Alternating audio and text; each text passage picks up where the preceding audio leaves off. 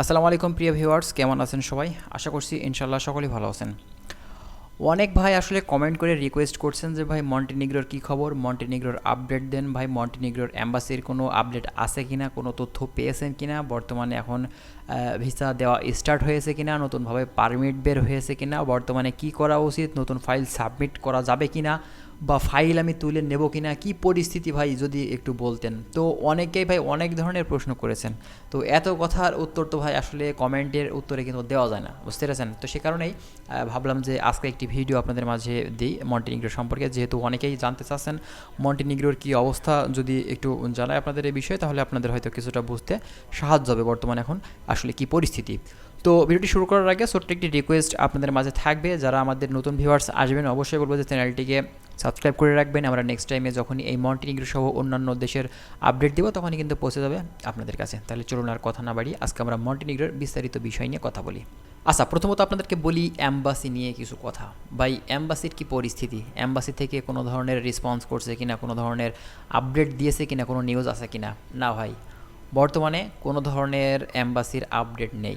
Update এখন পর্যন্ত কিন্তু অ্যাম্বাসি থেকে দেয়নি। তাদের যে ওয়েবসাইট আছে সেখানেও কিন্তু কিছু এখনও জানানো হয়নি। তো মূলত আপডেট যদি ভাই না আসে, কোনো এজেন্সি, কোনো ইউটিউবার, কোনো আপনার মানে নিউজ, মানে যারা আসলে এই বিষয়গুলো আসলে করে থাকে বা আপডেট দিয়ে থাকে, তারা ভাই নিউজ পাবে কোথায় বলুন?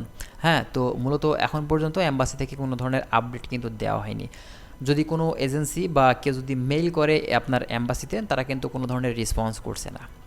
যেসব কোম্পানি থেকে পারমিট বের হচ্ছে বাংলাদেশি আসলে ওয়ার্কারের, তো তারা যদি আপনার সরাসরি অ্যাম্বাসিতে আসলে মেইল করে বা তাদের সাথে যোগাযোগ করার চেষ্টা করে, তারাও কিন্তু এই বিষয়টা মানে আপনার রেসপন্স করছে না, ঠিক আছে?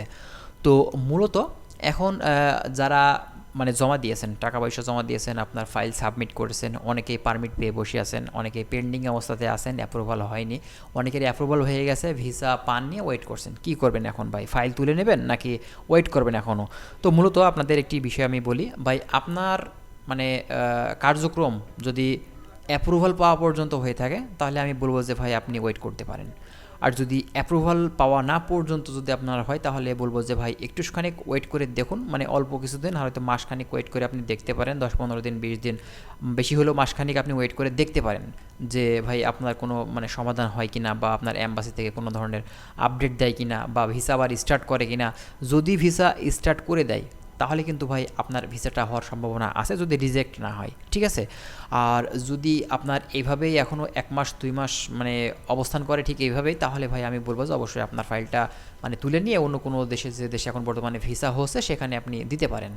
তো মূলত আসলে মানে ইউরোপের বিষয়টা কি, মানে যে দেশে ভিসাটা হয় 2 মাস 3 মাস 4 মাস ঠিক থাকে, আবার দেখা যাচ্ছে যে মানে অবস্থাটা মানে কেমন একটু মানে গোলমেলে অবস্থা হয়ে যায়, ঠিক আছে? তো দেখা যাচ্ছে যে মন্টিনিগ্রোর ভিসা কিন্তু ভাই 2023 সালের দিকে কিন্তু অনেক মানুষ ভিসা পেয়েছে, অনেকে কিন্তু মন্টিনিগ্রোতে গেছেও, কিন্তু পরবর্তীতে দেখা যাচ্ছে বর্তমানে এখন এই পর্যায়ে এসে কিন্তু বিভিন্ন ধরনের সমস্যা ফেস করছে বাংলাদেশিরা। দেখুন সার্বিয়াতে কিন্তু অনেক সমস্যার পরে আবারও কিন্তু এখন ভিসা দিচ্ছে। তারপরে রোমানিয়ার দিকে তাকিয়ে দেখেন, বিভিন্ন ধরনের সমস্যার সম্মুখীন হয়েও কিন্তু অনেকেই ফাইল তুলে নিয়ে অন্য দেশে সাবমিট করছেন। আবার অনেকে কিন্তু ওয়েট করতে করতে করতে করতে এখন পর্যন্ত কিন্তু মানে ওয়েট করেই আছে। হ্যাঁ, আবার অনেকে কিন্তু ভিসা পেয়ে গেছে, যেহেতু এখন রোমানিয়ার ভিসা কিন্তু হচ্ছে, তার ভিতরে রোমানিয়া আবার মানে আপনার সেনজেনের আওতাধীন কিন্তু হয়ে গেল, ঠিক আছে? তো মূলত আপনাদের বলবো, আপনার কার্যক্রমটা মূলত কত দূর হয়েছে সেটা আপনার এজেন্সির কাছে আপনি জানতে চান, যে আপনার কার্যক্রমটা কত দূর হয়েছে, আপনার মানে অনলাইন কি হয়েছে, অনলাইন কি অ্যাপ্রুভ হয়েছে আপনার মানে আপনার পারমিটটা, বা আপনার কার্যক্রমটা আসলে কত দূর পর্যন্ত গড়িয়েছে, সেটা আপনার এজেন্সি থেকে মানে ভালোভাবে একটু খোঁজ খবর নিয়ে দেখুন, ঠিক আছে? যদি অ্যাপ্রুভাল হয় আপনার পারমিটটা, তাহলে আমি বলবো যে ভাই একটু লেট হলেও আপনি ওয়েট করুন, ভিসা কিন্তু হওয়ার সম্ভাবনা আপনার কিন্তু আছে, ঠিক আছে?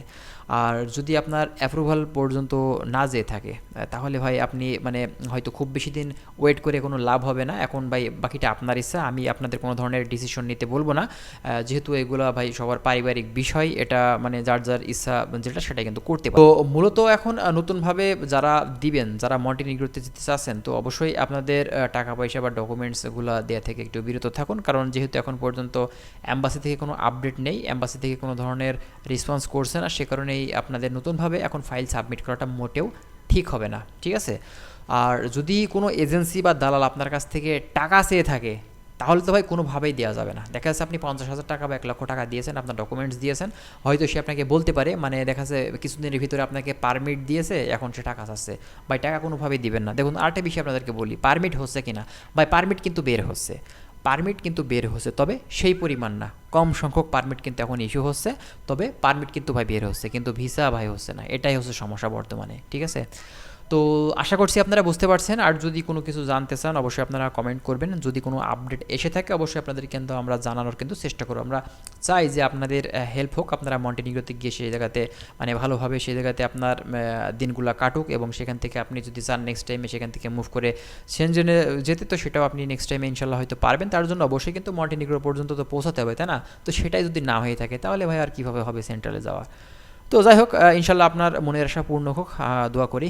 ইনশাল্লাহ মানে ভালো কোনো নিউজ হয়তো ইনশাল্লাহ আসতে পারে, এমনটা এখন ধারণা করা ছাড়া তো আর ভাই কিছু বলা যাচ্ছে না, যেহেতু কোনো ধরনের আপডেট আমরা পারছি না, ঠিক আছে?